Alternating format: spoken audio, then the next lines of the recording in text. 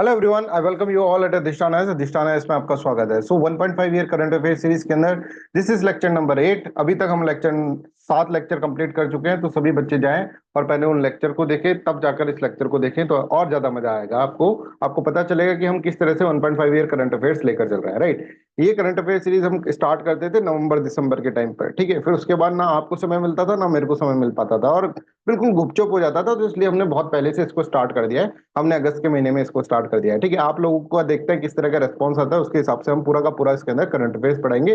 1.5 साल का current affairs के अंदर कंप्लीट होगा। राइट, सो प्रीलिम्स 2025 के स्टूडेंट्स ध्यान से सुन ले। करंट अफेयर्स के अंदर this is a one stop solution, जिसके अंदर हम सब कुछ आपको यहाँ पर प्रोवाइड कर देंगे।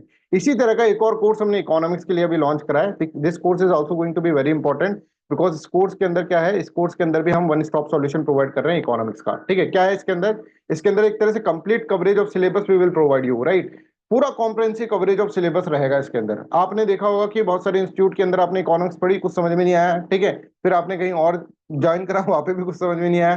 तो आप यहाँ पर समझिए, यहाँ पर आइए आप, यहाँ पर आपको एक बहुत स्पेशल नोट्स यहाँ पर प्रोवाइड करे जाएंगे, जो कि योजना, कुरुक्षेत्र, गवर्नमेंट की मैगजीन्स के अंदर से, नीति आयोग की रिपोर्ट्स के अंदर से, यहाँ सबसे बनाए जाएंगे। राइट, और ये जो होगा इसके अंदर प्रीलिम्स का टेस्ट सीरीज, मेंस का test series, special answer writing programme, सब कुछ होगा। 2 महीने का एक कंप्लीट पैकेज ही आपके लिए है। इसके बाद इकोनॉमिक्स के अंदर आपको कोई प्रॉब्लम नहीं आएगी।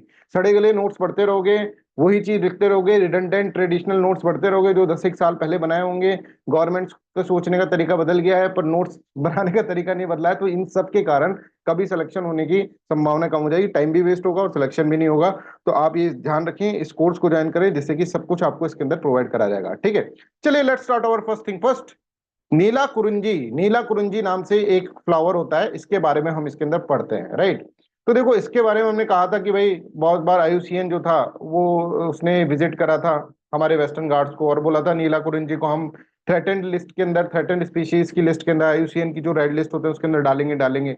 ऐसे ऐसे करता करता बहुत दिन हो गए थे। अब जाकर इसने, आईयूसीएन ने हमारी इस स्पीशीज को वल्नरेबल कैटेगरी के अंदर डाला है, वल्नरेबल कैटेगरी के अंदर इसको डाला गया है। राइट, तो नीला कुरुंजी जो है वल्नरेबल एक तरह से स्पीसी है। अब ये होती क्या है, इसको नीला कुरुंजी बोलते क्यों है, ये अपन इसके अंदर देखते हैं। देखो भाई, इसके अंदर है ना, ये एक तो सबसे इंपॉर्टेंट चीज, ये वैसा है जो कि है ना आम नहीं है। आम कैसे नहीं है, क्योंकि क्या है कि 12 साल में एक बार उगता है। इतनी इंपॉर्टेंस है, इतना एटीट्यूड है इसके अंदर, इस फ्लावर के अंदर 12 साल में एक बार उगता है, और नीले कलर का उगता है। और जब उगता है ना, तो बिल्कुल धमक के साथ उगता है। कैसे धमक के साथ उगता है, ये देखो पूरी पहाड़ी को नीला कर दिया, ठीक है। तो नीलगिरी हिल्स जो थे, नीलगिरी हिल्स वेस्टर्न घाट्स के अंदर जो है, वो उनका नाम इनसे ही पड़ा है कि पूरी पूरी पहाड़ी ऐसे लगती है नीली पेंट कर दी किसी ने। तो देखो वैसे तो उगता नहीं है, 12 साल में एक बार उगता है, और उगता है जब पूरा का पूरा नीला करके जाएगा। समझ में आ रहा है, तो दैट इज इंपॉर्टेंट थिंग। तो यहाँ पे देखो, it is shrub that grown in the Shola forest of the Western Ghat in the South India. Right, ये देखो इसके जो फ्लावर्स होते हैं, ब्लूम वंस एवरी 12 ईयर, 12 साल में एक बार इसके फ्लावर्स आएंगे। Plant is known after the famous Kunthi river. देखो कुंथी रिवर जो है ना, केरला के अंदर बहती है, कुंथी कुंथी रिवर, उन कुंथी रिवर के ऊपर प्लांट का नाम है, ठीक है ना। तो आप देखें यहाँ पे, ये जो कुरुंजी नाम है, तो कुंथी रिवर के ऊपर ये नाम इस तरह से इसके अंदर है। राइट, तो यहाँ पर देखो, plant is named after the Kunthi river which flows through the Kerala Silent Valley National Park where the plant occurs abundantly. ठीक है, बहुत सारे होते हैं, एक साथ होते हैं, और इतने सारे होते हैं। बोलते हैं 12 साल में आएंगे, पर ऐसे आएंगे साहब, देखते रह जाएंगे, पूरी दुनिया देखती रह जाएगी, पहाड़ों का नाम हम पे रहेगा। राइट, इस तरह से आपको इसके अंदर याद करना है। फिर इसके अंदर यहाँ पर देखो, इराविकुलम नेशनल पार्क जो है मुन्नार के पास में, वहां पे भी ये बहुत सारे उगते हैं कुरिंजी। राइट, इसके अलावा blue colour of Kurinji has given Nilgiri hills it's name. उसके नीलगिरी हिल्स मतलब पहाड़ों का नाम इसके फूल के ऊपर रखा जा रहा है, सोच कर देखो। Right, I hope this is clear to everyone. अभी देखिए, लेटेस्ट ग्लोबल असेसमेंट के अंदर ये इसको थ्रेटेंड स्टेटस डाला गया, मतलब आईयूसीएन की रेड लिस्ट के अंदर इसके अंदर डाला गया है, और इसको कैटेगरी दी गई है vulnerable. That is important, that you need to understand. अभी इसको मिला है। राइट, तो काफी दिनों की पहले की बात नहीं है, लास्ट वीक की बात है जब ये न्यूज आई थी। चलो भाई, लास्ट वीक एक और न्यूज आई थी जिसने तहलका मचा दिया था, that is Hindenburg research. Hindenburg research तो भाई पिछले साल भी सर इसने तो बहुत ज्यादा परेशान करा था। राइट, अडानी जी को, हमको नहीं, अब सेबी चीफ के पीछे हाथ धो के पड़ा है। राइट, तो अब यहाँ पर देखो, हिंडनबर्ग रिसर्च के अंदर मैं तुमको एक कॉन्सेप्ट बताना चाहता हूँ। इसके अंदर से आपने अभी हो सकता है हिंडनबर्ग रिसर्च के ऊपर बहुत सारे आर्टिकल देख लिए हो, पर ये कॉन्सेप्ट आपने नहीं सुना हो। That is known as short selling concept, that can be asked in the economics. Short selling concept क्या होता है, अब इसको अगर तुम पढ़ोगे ना, किताब में से तो कुछ समझ में नहीं आएगा, ठीक है, तो मैं आसान भाषा में पढ़ा रहा हूँ, ध्यान से पढ़ो और एकदम से समझ में आ जाएगा अगर ध्यान से देखोगे तो, है ना। शॉर्ट सेलिंग क्या होता है, देखो हिंडनबर्ग कंपनी जो है ना, इसका काम क्या है पता है, इसका काम ये है कि ये दूसरों की फजीयत करना, जैसे अडानी की फजीयत कर दे, जिससे कि अडानी के शेयर प्राइस गिर जाए, ठीक है। और बहुत सारी कंपनीज की इन्होंने क्या कर रही है, फजीयत कर रखी है, इन्होंने उनकी रेपुटेशन खराब कर रखी है, जिनके कारण उनके शेयर मार्केट बिल्कुल डब्बाडोल हो गए, और इससे ये प्रॉफिट कमा लेता है हिंडनबर्ग। अरे सर, हमको लगा ये कोई एनजीओ होगा, ये कोई अच्छा आदमी होगा, नहीं, ये क्या करेगा, आदमी सामने वाली कंपनी की पहले रेपुटेशन गिराएगा और रेपुटेशन गिरा के उससे कमा लेगा। हिंडनबर्ग का ये फॉर्मूला है और इसको ही बोलते हैं शॉर्ट सेलिंग। अब सर ऐसा कैसे हो सकता है, सामने वाले की रेपुटेशन का गिरा के एक कंपनी कैसे कमा सकती है, इसलिए ध्यान से सुन लो अब इसको, राइट। मान लो ये हिंडनबर्ग कंपनी है, ये तो आदमी है पर इसको कंपनी मानो, हिंडनबर्ग कंपनी है। इसने क्या सोचा, इसने ऐसा सोचा कि यार मैंने है ना, एक इसने बहुत सारे शेयर खरीद रखे हैं, मान लो किसी एक्स कंपनी के शेयर खरीद रखे हैं। ये ऐसा है जिस थाली में खाता है उसमें छेद करता है हिंडनबर्ग। कैसे, मैं बताता हूँ तुमको, शॉर्ट सेलिंग का कॉन्सेप्ट यही है। एक्स कंपनी के इसने शेयर खरीद रखे 100 रुपए के, मान लो इसने 1 लाख शेयर कर रखे हैं, खरीद रखे हैं 100 रुपए के, है ना। अब इसको है ना, ये क्या कर रहा है, एक्स कंपनी के ऊपर रिसर्च भी कर रहा है, हिंडनबर्ग रिसर्च है ना, रिसर्च भी कर रहा है। और इसको देखा यार इसकी बैलेंस शीट तो बड़ी खराब है, बहुत ही सारी बैलेंस शीट खराब है, इसके अंदर बहुत सारा फ्रॉड चल रहा है, स्कैम चल रहा है। तो ये सही कंपनी मिल गई इसको, जिसके अंदर इन्होंने शेयर खरीद रखे हैं, और शेयर खरीदने के बाद ये भी पता चल गया कि इसके अंदर बहुत सारे स्कैम चल रहे हैं, और बहुत ही ज्यादा, अगर आप देखेंगे तो ये कंपनी बहुत ही ज्यादा फ्रॉड कंपनी टाइप की है। अब इसको मजा आएगा हिंडनबर्ग को, हिंडनबर्ग क्या करेगा, इसको पता है, 100% कंफर्म है, ये अपने 1 लाख शेयर जो होगा ना वो 100 रुपीज में बेच देगा। क्या बात कर रहे हैं सर, हाँ। और फिर ये जो स्कैम है ना, इसको उजागर कर देगा। अब इसका स्कैम उजागर होते इस कंपनी के शेयर मार्केट में प्राइस गिरेंगे, है ना। अब देखो इसके पास इतने रुपए हो गए, 1 लाख इंटू 100, इतना रुपए आ गया इसके पास। I hope this is clear to everyone. एक तरह से 1 करोड़ रुपए इसके पास आ गया, 1 करोड़ रुपए इसके पास आ गया था, है ना, जो किसने बेच दिए थे। अब इसी कंपनी के शेयर प्राइस बहुत ज्यादा डिक्रीज हो जाएंगे। अब मान लो कोई खरीदेगा नहीं, क्योंकि इसने पूरा स्कैम उजागर कर दिया, अडानी का जब स्कैम उजागर करा था उसका प्राइस ऐसे बिल्कुल फॉल हो गया था, राइट। तो यहां पर भी क्या होगा, 100 रुपए से प्राइस जो होगा बहुत नीचे की तरफ चल जाएगा। मान लो कि इतना ज्यादा इसने इसको बोला कि इतना स्कैम करा इसने, तो ये इसका प्राइस हो गया 20 रुपए का। अब इसने तो बेच दिया, इसको कोई नुकसान नहीं हो रहा, बाकी बर्बाद हो रही है जनता, वो अलग बात है, पर इसको कोई नुकसान नहीं हो रहा, इसको तो 1 करोड़ रुपए इसके पास तो आ गए। अब यहां पर देखो, जब ये 20 रुपए चला गया ना, तब ये इसको खरीद लेगा, समझ में आ रहा है, तब इस शेयर प्राइस को ये खरीद लेगा। तो मतलब क्या है, महंगे के अंदर जो था वो बेचा और सस्ते के अंदर खरीद लिया।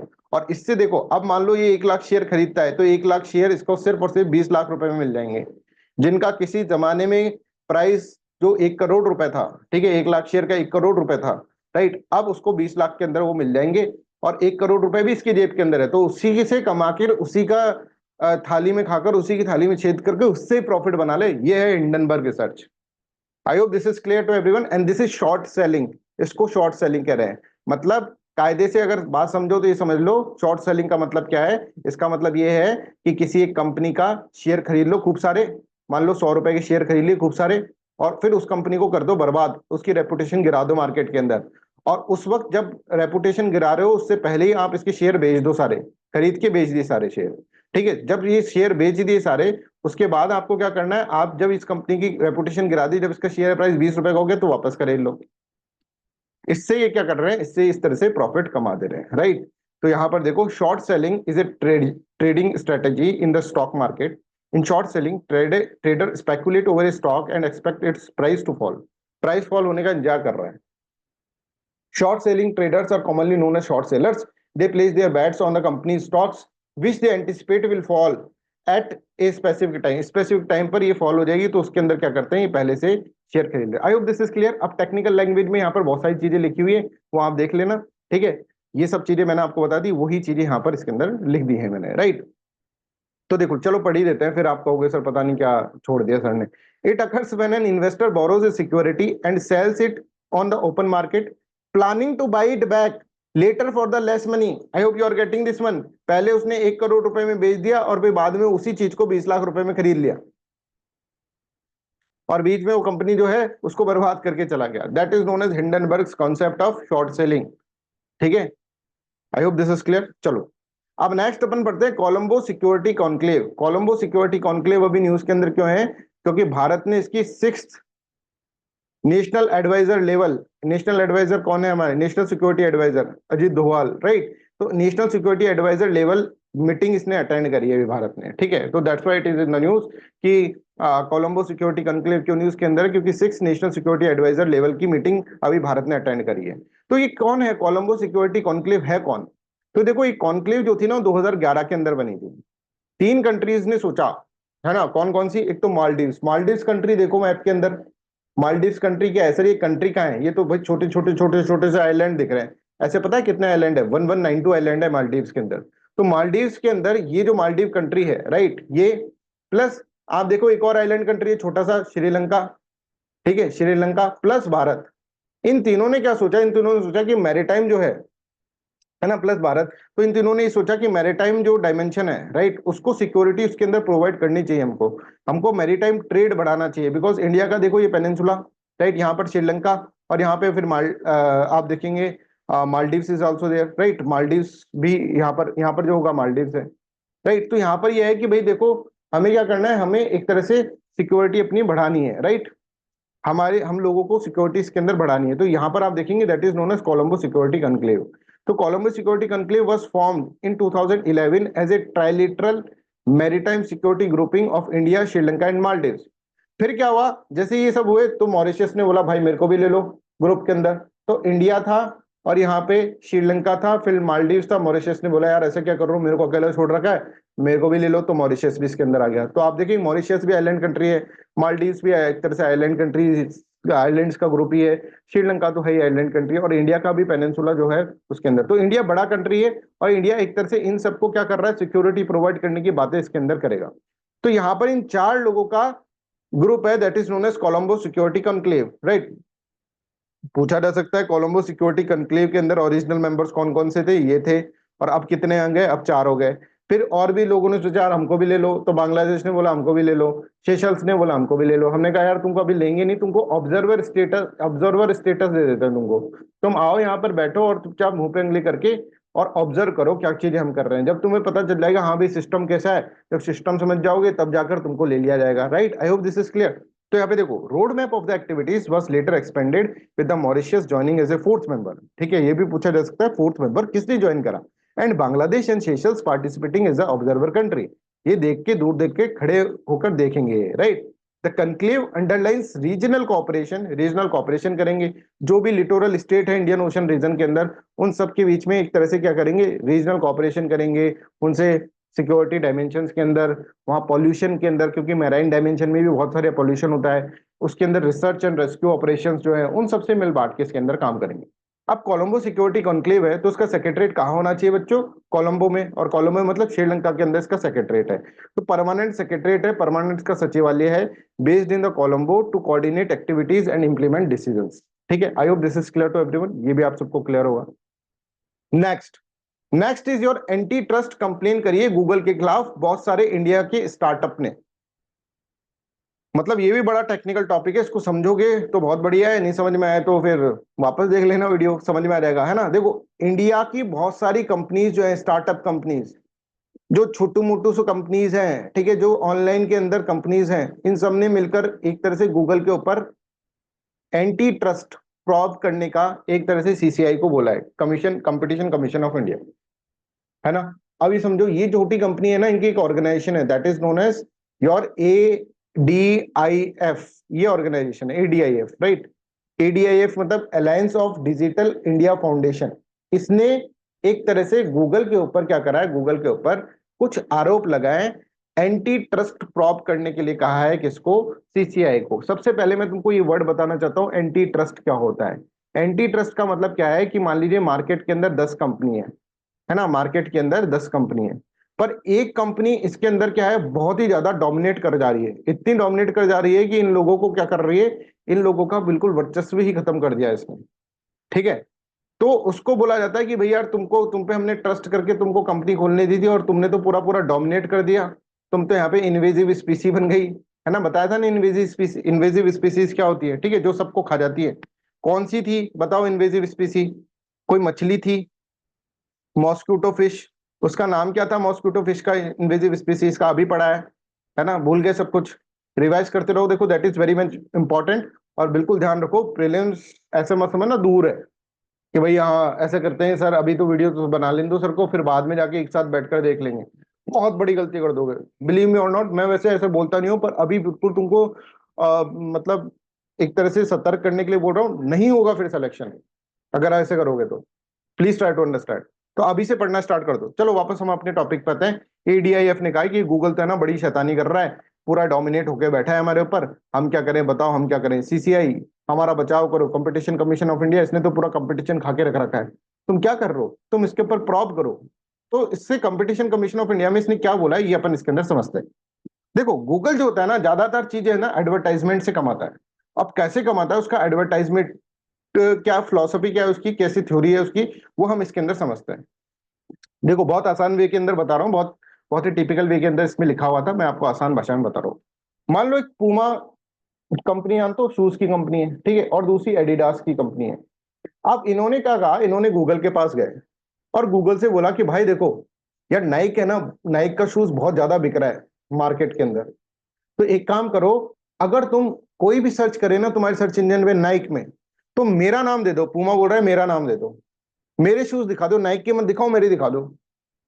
ये बोल रहा है भाई, एडिडास बोल रहा है भाई ऐसा ही मेरे साथ भी कर दो, कुछ शूज मेरे भी दिखा दो।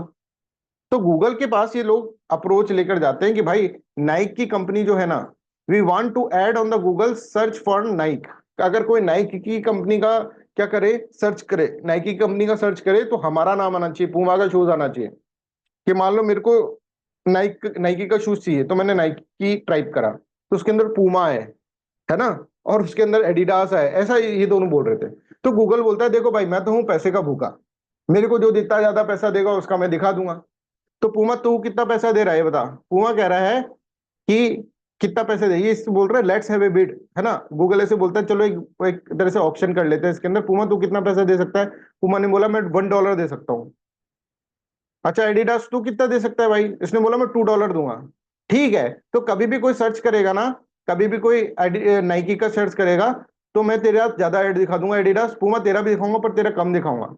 ऐसे ही क्या करता है ये, एक तरह से आर्टिफिशियल इन्फ्लेशन क्रिएट कर रखी है एडवर्टाइजिंग मार्केट के अंदर, समझ में आ रहा है। आर्टिफिशियल इंटेलिजेंस, एक तरह इंटेलिजेंस बोल रहा हूं मैं, आर्टिफिशियल इन्फ्लेशन क्रिएट कर रखी है एक तरह से पूरे मार्केट के अंदर। अब ये $2 बोल रहा है, राइट, ये बोलेगा, ये मान लो बोलेगा नहीं नहीं मैं $3 बोलता हूँ, ये बोलेगा नहीं नहीं मैं $4 बोलता हूँ, $5 $6। मजे किसके हो रहे हैं, गूगल के। दोनों से पैसा ले रहा है, कुछ शूज के दिखा देगा, कुछ इसके दिखा देगा। अच्छा इसमें सबसे ज्यादा नुकसान किसको हो रहा है, नुकसान सर जो ज्यादा पैसे दे रहे हो उसको हो रहा है, नहीं नहीं, सबसे ज्यादा नुकसान तो नाइकी को हो रहा है ना। भाई उसके शूज सर्च कर रहे हो और दिखा किसके रहे हो, पूमा एडिडास की, कोई बात होती है। तो इस तरह से आपको इसके अंदर समझना है। तो यहाँ पे इसी तरह की कंप्लेन लेकर गए हैं, कौन, एडीआईएफ, है ना, सीसीआई के पास यही तरह की कंप्लेन लेकर गए कि भाई ऐसा ऐसा हो रहा है, राइट। तो ये मैंने एग्जांपल खुद बनाया है, राइट। तो यहाँ पर मैंने लिख भी दिया इसको, एग्जांपल को सर्च करके मैंने देखा था कोई एग्जांपल मिल जाए इसके अंदर इस तरह से, तो अच्छा एग्जांपल था। दूसरा दूसरा इन्होंने क्या कहा कि गूगल क्या करता है, गूगल ने एक ऐसा सॉफ्टवेयर बना रखा है जिसको बोल रहे हैं सैंडबॉक्स इनिशिएटिव, सैंडबॉक्स इनिशिएटिव। और इस सैंडबॉक्स इनिशिएटिव में ये है कि जो भी आपकी कुकीज होते हैं ना, आप देखोगे अपने लैपटॉप के अंदर, अगर आप किसी साइट को विजिट करते हो तो बहुत सारी कुकीज उसके अंदर आ जाती है, राइट। अब कुकीज क्या होते हैं, वो एक तरह से क्या है कि आपने मान लो किसी साइट से परचेस करा, तो उसका उसको एक तरह से उसकी याद है, उसका कुछ अंश आपके इधर आ गया, है ना। अब उसको पता है कि इस आदमी का, उससे आप वो पता कर सकता है कि इस आदमी का बिहेवियर क्या है, इसने कब खरीदा था ये प्रोडक्ट, इस प्रोडक्ट के बाद उसने और कौन सा मेरा प्रोडक्ट खरीदा। वो सब चीजें एक तरह से क्या कर सकता है, स्ट्रेटेजी बनाने के अंदर काम आ सकती है उसके। पर गूगल ऐसे बोलता है कि भैया मैं जो भी थर्ड पार्टी वाली कुकीज होगी ना, उनको अपने आप क्या कर दूंगा, डिलीट कर दूंगा, जिससे कि उनको कोई फायदा ना हो सके। समझ में आ रहा है। तो एक कंपनी है, मान लीजिए गूगल के परे कोई कंपनी है, राइट, मान लो XYZ कंपनी है, इसने क्या करा, इसकी कुकीज के अंदर है, तो ये उसका बिहेवियर नोट कर पा रहा है कि इसने इस समय मेरा का प्रोडक्ट खरीदा था, इस तरह से मेरी वेबसाइट विजिट करी थी, फ्रीक्वेंटली मेरी विजिट करता रहता है वेबसाइट, कुकीज से ये फायदा हो जाता है। बट कुकीज जैसे डिलीट करते हैं, तो उसके अंदर क्या हो जाता है, उसके अंदर ये सारी इंफॉर्मेशन अब इस बंदे तक नहीं पहुंच पाएगी। बात समझ में आई। तो थर्ड पार्टी कुकीज जो होती है वो बहुत इंपॉर्टेंट होती है ऑनलाइन एडवर्टाइजमेंट के लिए, है ना, स्ट्रैटेजी बनाने के लिए। वो डिलीट मार देता है गूगल वाला, बोला कि कोई नहीं चलेगा, बस मेरा ही मेरा चलेगा। ठीक है, तो वो डिलीट मार देगा, तो उसके कारण भी दिक्कत हो जाती है। तो ये देखो, third party cookies have been very important for the online advertising for about 20 years because they help advertiser remember things about the user and show them the relevant ads. इस तरह से वो रेलिवेंट एड दिखाता है। पर Google क्या करता है, गूगल ने अपने सैंडबॉक्स इनिशिएटिव में ये कहा है कि थर्ड पार्टी की जो भी कुकीज होगी उसको मैं हटा दूंगा गूगल क्रोम इंजन से, और इस तरह से। अब हर कोई क्रोम यूज करता है, तो ये बोल रहा है कि भाई गूगल ने अपनी डोमिनेंट पोजीशन करके फिर अपने हिसाब से ये काम कर रहा है, ये बहुत ही खराब बात है। इस तरह से इसके अंदर बोला जा रहा है। I hope this is clear to everyone, है ना, यहाँ तक क्लियर है। अब चलो एक डिजीज के बारे में पढ़ लेते हैं, लेप्रोसी। ठीक है, लेप्रोसी डिजीज क्या होती है ये अपन इसके अंदर समझ लेते हैं। तो देखो, central government has approved new treatment regime for leprosy aiming to stop its transmission at the sub national level by 2027। ये याद कर लेना, 2027 ऐसे पूछे जाता है एग्जाम के अंदर। अब ये देखो, ये क्या है, एक बैक्टीरियल डिजीज है। आप देख रहे हैं जिसके ऊपर स्किन के ऊपर कोड जो थी ना, कोड बीमारी, जिसको बहुत ज्यादा स्टिग्मा भी है, सोशल स्टिग्मा भी है इसको लेके, लेप्रोसी को लेके, कि भाई आपने अपने कर्म खराब करे होंगे, उसके कारण क्या है, अगले पिछले जन्म में कर्म खराब करोगे, इसलिए आपको ऐसी बीमारी हो जाती है। तो उसको कोई छूता भी नहीं है, उसको सब धिक्कारते हैं, ठीक है, उसको सब क्रिटिसाइज करते हैं कि भाई तुम्हारी कर्मों की बीमारी है, तो राइट, ऐसा माना जाता है लेप्रोसी को, राइट। तो ये एक तरह से सोशल स्टिग्मा भी इसके साथ अटैच है। कहने का मतलब है इस डिजीज के बारे में अभी हमको पढ़ना है। और leprosy also known as Hansen's disease is a chronic infectious disease है caused by the mycobacterium leprae. Disease affect the skin, the peripheral nerves, mucosal service of our upper respiratory tract and eyes. इन सबको ये खराब कर देती है।